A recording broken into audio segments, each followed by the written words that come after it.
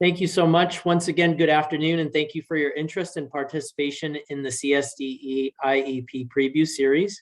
My name is Brian Klimkowitz. I'm the Special Education Division Director, and on behalf of the CSDE, I would like to welcome you to our session, whether you're joining us live this afternoon or viewing this recording at a later date and time. We're committed to improving the quality of IEPs and the special education process, and are in the midst of a historic statewide special education improvement effort. The foundation for this goal is a transition to a statewide Connecticut Special Education Data System, or CT-SEDS. A tremendous amount of strategic planning and collaboration has resulted in a multifaceted system of training and technical assistance designed to support our educators, parents, and other stakeholders around our state. The CSDE is proud to provide you with an opportunity to participate in our IEP quality training series and our soon to be released CT-SEDS navigation training. We know that change is difficult and challenging, but any effort that will benefit our students with disabilities in our great state is a journey worth taking. Thank you for embracing these new opportunities, as well as your partnership and support during this time.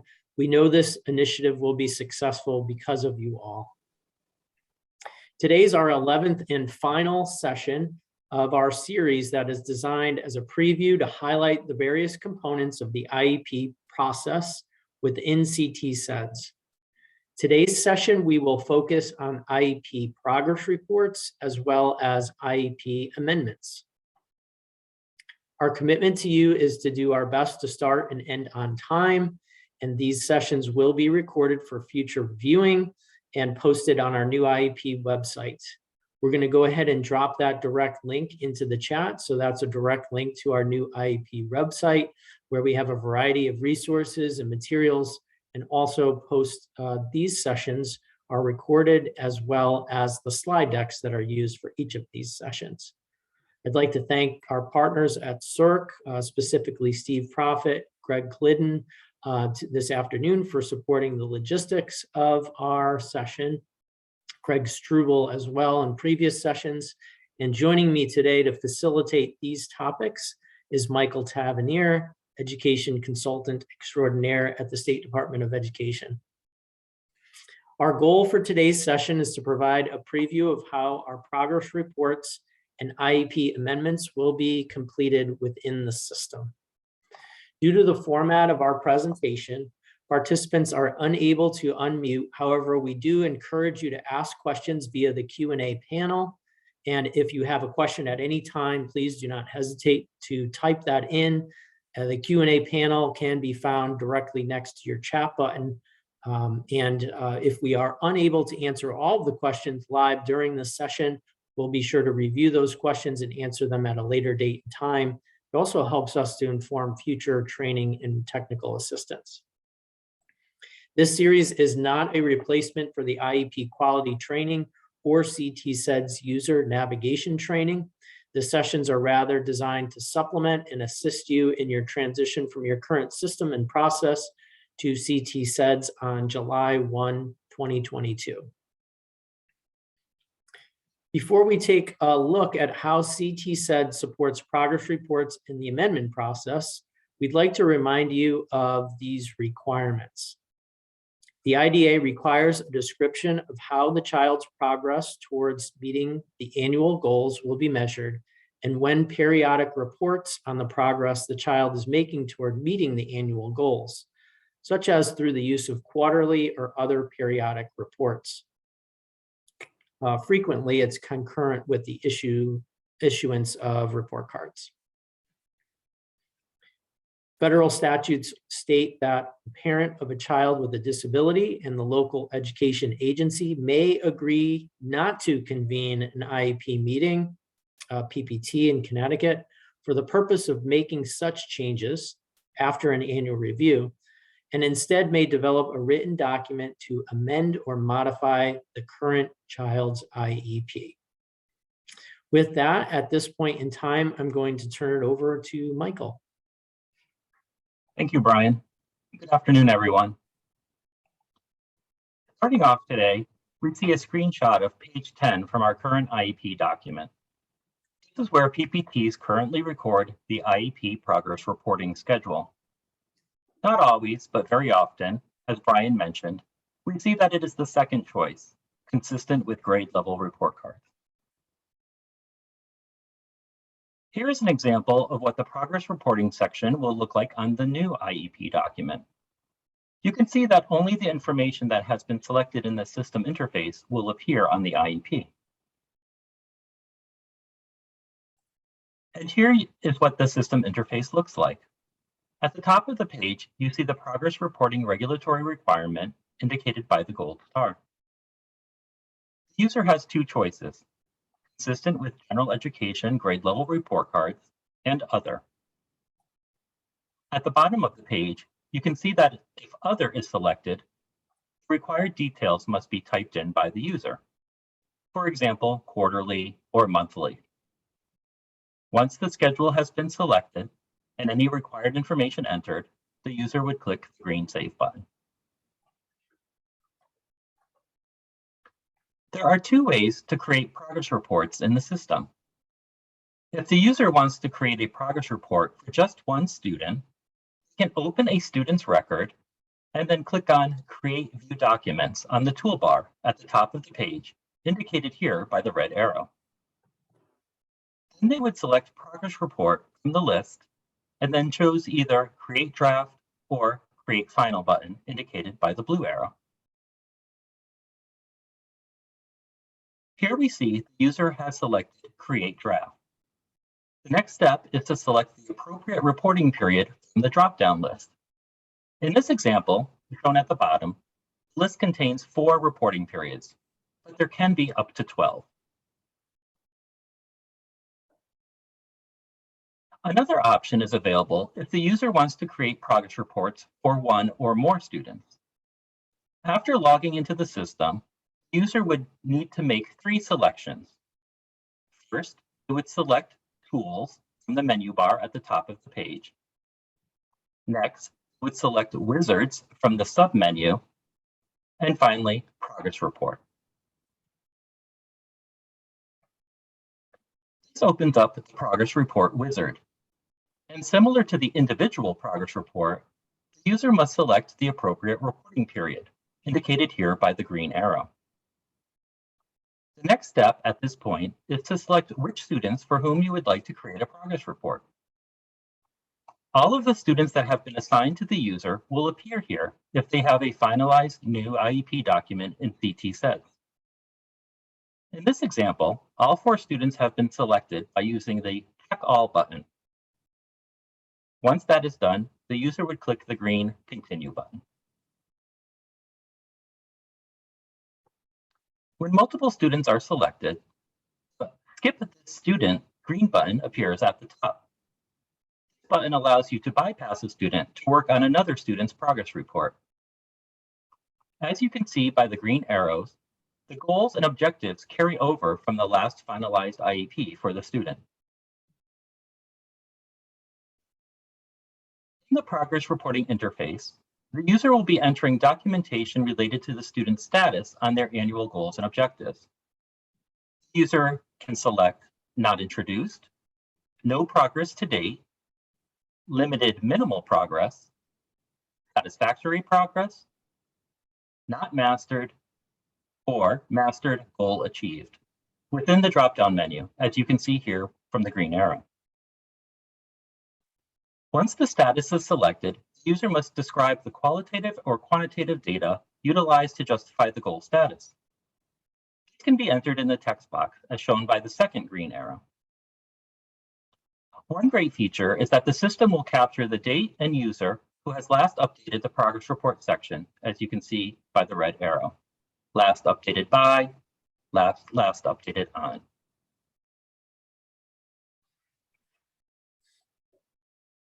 The objectives in the progress report section are structured in a similar way, but with some additional features for the user. Let's work our way across from left to right. The first area is the objective, which, as mentioned earlier, is pre-populated from the finalized IEP.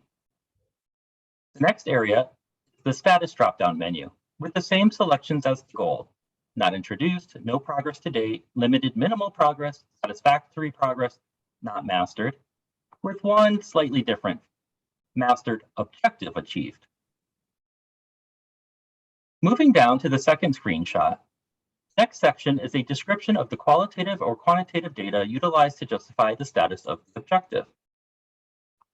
This description is required if the user chooses not to complete the quantitative sections, which I will review for you now. Still moving from left to right, the next green arrow is pointing to the heading Score Type. There are two options for the user to select here: number or percentage. In this example, percentage was selected. The green arrow pointing up from the bottom of the screen is the current data point, meaning what is the student's current performance related to the objective. In this example, 65%. The next data heading is target. The target for the student is articulated in the objective, which is 80%. The final data heading is the measurement type. The user is able to type in a text box to describe the measurement type. As mentioned earlier, if these quantitative data are completed, then the description, the text box, is optional.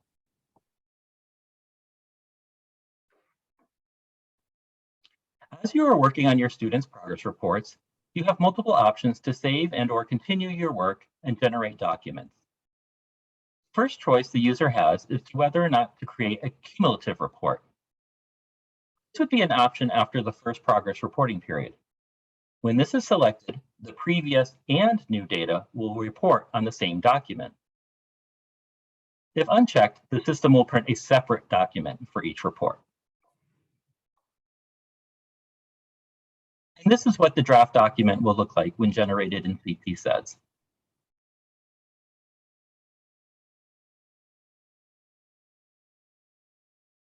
Now let's shift to the second part of our presentation, IEP amendments.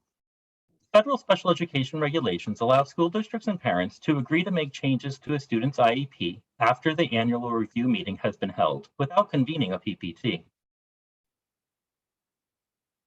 Currently, school districts use the ED 634 form to specify the changes and capture the signatures of the parent and school district representative.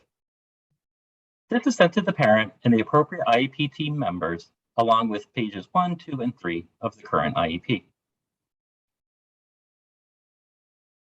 Page 1 of the current IEP document has a place to indicate that an amendment is being made, indicated here by the red arrow. Here we see an example of the new IEP amendment agreement form. The red arrow is indicating the development date of the IEP that is being amended, and the green arrow is indicating what sections of the IEP are being changed, as well as a description of the specific changes. And then here's how we see that information carried over to the IEP document itself. This amendment summary is a great feature of the new IEP and is located in the first section of the document. Let's see how this is all done in the system. Here's the landing page for the IEP module. To create an amendment to the student's currently valid IEP, the user would need to select the Amend IEP radio button. The IEP Amendment Details panel will appear on the IEP Overview page. The user selects which sections of the IEP are being amended and types in the detailed description. In this example, we see there are changes to two sections of the IEP because a new annual goal is being added, and there will be an increase in the corresponding related service time to address the new goal. At this point, and in order to move forward in the process, the district administrator or designee will need to agree to the amendment and record a signature for the change. Then the user can select Create Draft to create a draft amendment consent document, or Create Final. Once the amendment consent document is finalized, the user will need to acquire parent consent. To do this, the green response button can be selected. Here, a user will document whether or not the parent agrees with the proposed amendment. A signature line is provided in the system, and of course, as mentioned in previous sessions, the district always has the option to print the consent and have the parent sign a hard copy. Once there is a signed agreement to amend by both the school district and the parent, the user will move down to the required Revert Workspace Data panel. The Revert Workspace function ensures that the amendment is based on the currently active finalized IEP. When the blue link is clicked, a warning message appears asking the user if they are sure they want to revert the workspace. After the workspace is reverted, the user can navigate to the appropriate section or sections that need to be amended and were selected at the beginning of the process by using the navigation panel.